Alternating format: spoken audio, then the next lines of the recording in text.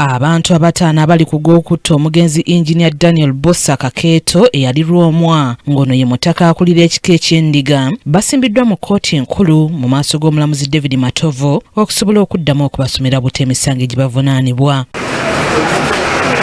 Bano okuli Lujja Tabula agambibwa okuba omutwe omukulu mu musango guno, Lujja Noah, Mayanja Ezra, Harriet Nakiguli ne Joseph Nakabaale. Basatu ku bo babadde tebalina bannamateeka ekireetedde omulamuzi okwongezaayo omusango guno okutuusa nga 13 omwezi guno.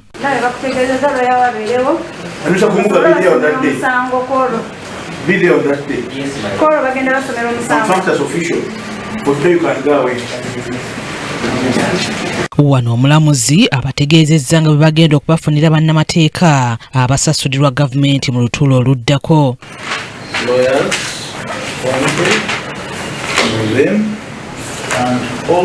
Ye Lujja mu ofiisi y'omulamuzi gye babadde agezezzaako okuwanika omukono wabula nga taweereddwa mukisa, ng'era bw'abadde addizibwayo mu kaduukulu ategeezezza nga ye bwe yakkiriza edda omusango guno era nti yeetondera dda Ssaabasajja Kabaka n'Obuganda.